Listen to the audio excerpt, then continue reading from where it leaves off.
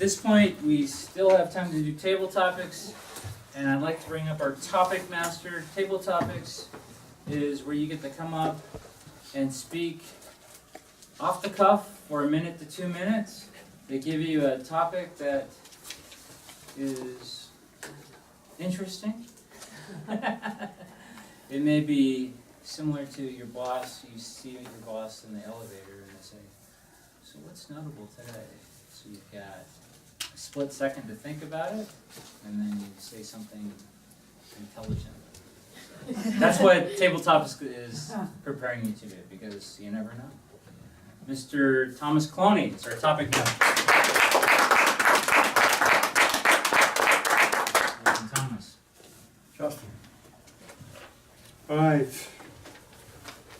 The theme today is collaboration. Let me read out what it is. Working with others to do a task and achieve the shared goals. And most collaboration requires leadership, although the form of leadership can be social without any decentralized and egalitarian group. In particular, teams that work collaboratively can obtain greater resources, recognition, and reward when facing competition for finite resources. That's the theory. Remember, you've got to try and use the word of the day, explicable, understandable, not too difficult. All right. First up is joy. Come on, please. Yeah!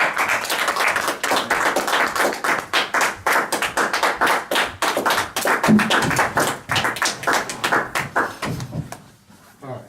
I know you work with Helen Wang, right? I used to. Used to. Okay. We both changed companies at the same time. Okay. There was no collaboration on that with Oh, yeah. all right. Let's not go off any tangents. All right. I know that you've told me many times that when you did work with Helen, she frequently wanted to borrow a lot of money from you right before payday. So how did you manage to keep harmony and still collaborate with Helen Wang? Thank you, fellow Toastmasters. Helen and I worked in sister companies, which meant she frequently was in my office to work on a project. I don't know what Helen's spending habits are, and I'm not here to comment on them, but she occasionally needed to borrow money right before payday. The first time this happened, it made sense. We all fall short. I gladly loaned Helen the money. The second time this happened, I began to question what was going on. The third time this happened, I knew we had to make things more explicable. Helen, what do you spend your money on? I asked her kindly. Odds and ends. I really don't know where the money goes, she said to me. Helen, I don't either, I responded. Why don't we draw a budget? Because I could use some help in this regard as well. Helen looks at me and says, "Oh, gee, Joy, you always have such great solutions." So I said, "Helen, first off, I tend to spend a lot of money going out for drinks. I should not do that." And she goes, "I probably drink more than the average Joe." So we decided to stop spending money on drinks. Of course, I knew she needed money at this time, so we collaborated with our group to get her the money for this paycheck. But nothing changes without improved habits. So Helen and I decided to stop going out for drinks so often, because it's not good for us anyway. The second thing I said, "Helen, how often do you get your hair and nails done?" And if you know Helen, she is a glamorous person. Always has her hair did and her nails. And I said, maybe go to the beauty parlor once a month versus 3 times a week. We agreed with this, and slowly but surely we improved Helen's habits and kept harmony in the friendship. Thank you, fellow Toastmasters.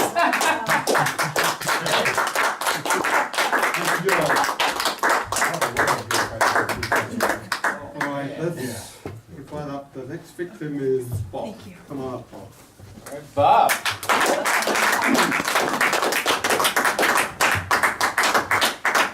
Here, Charlie. Okay. I'm going to give you a family background. You live with your wife, and her mother moves in with you too, your family, and she's very elderly. She has extremely sensitive hearing, so you can't play any music or have a TV on. Very, very picky about her food. Drives you crazy with everything she dislikes. How do you collaborate with your wife and her mother? Have I ever told you about my mother-in-law?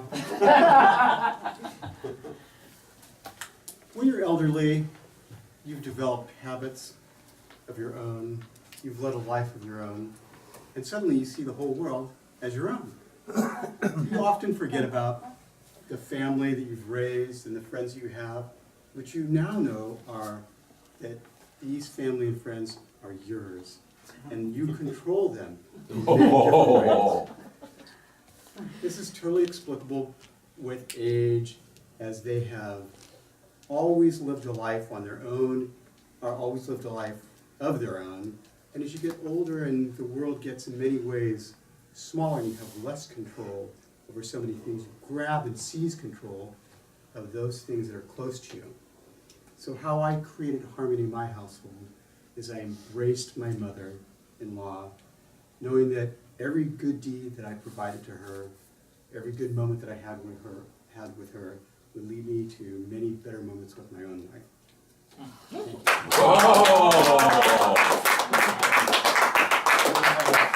Man, that's one good. Chanel number 5. Come up, Steve.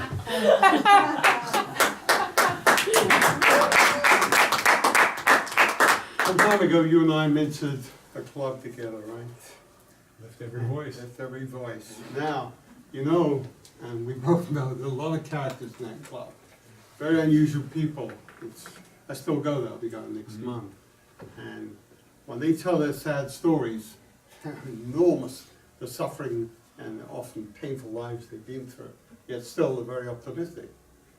In your dealings with them, and you probably deal with a lot of very different people, how did you find, was it tricky to handle people like that, maybe good at circle? How did you get the collaboration? Good question. Very interesting. Lift Every Voice is a club on Hagenberger that has a lot of people with various challenges. Some were drug abusers, some grew up in poverty, some talked about sexual abuse, incest, just completely across the board. Thomas and I were mentors when it was a new club. We would go in, there'd be 3 to 4 speeches. People would give their speech, and it was gut-wrenching.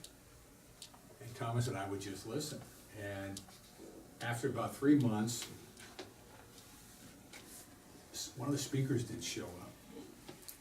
And I said, I want to talk about a little bit about my life a little bit.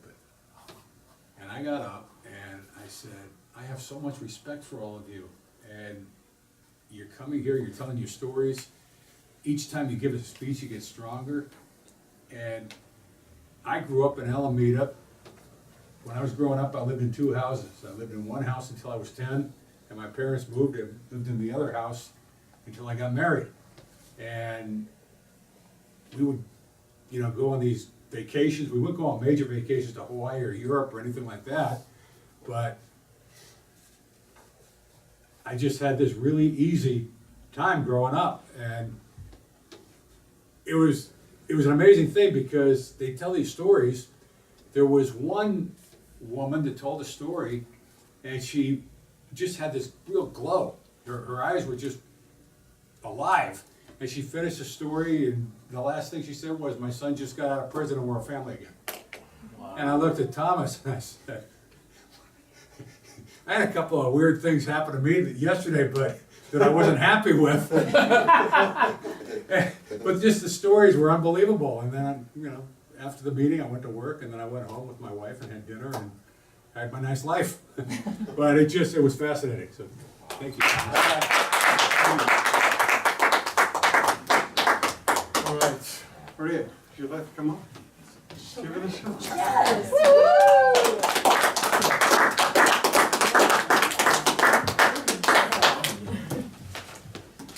So you're interested in public speaking, right? Yes, I am. Are you also interested in leadership? Because there's a leadership club.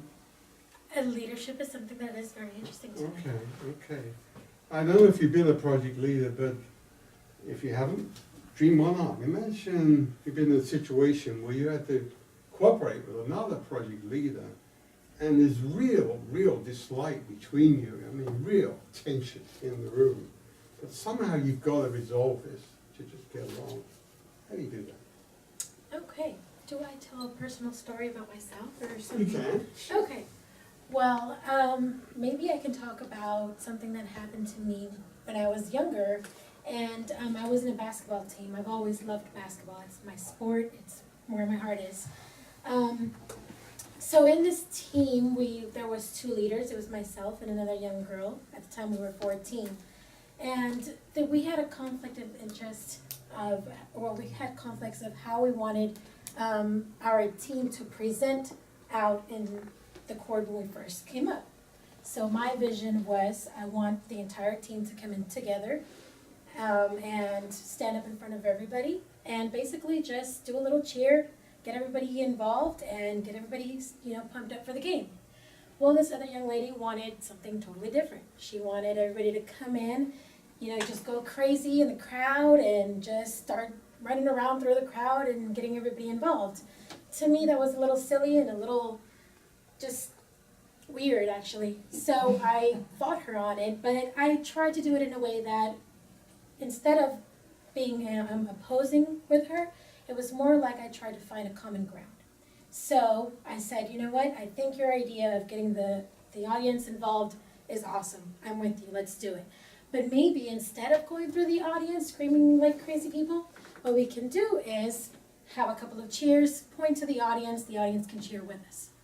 She agreed, we did that, and everybody loved it. We had an awesome season, and we ended up winning 9-10, so it was awesome. Thank you very much.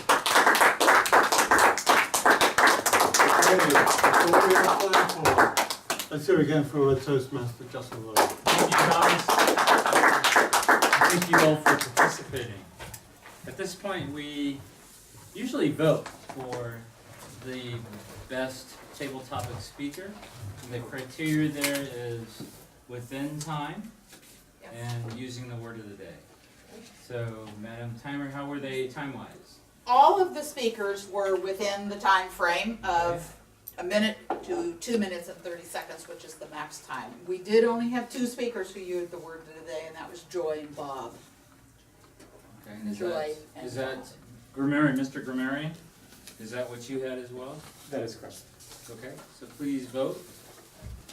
Why don't you Joy, pass them Bob, around give this way up the to me? Votes to I'll Paul. give it to you here.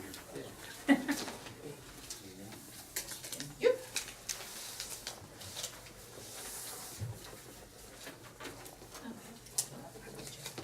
And at this point,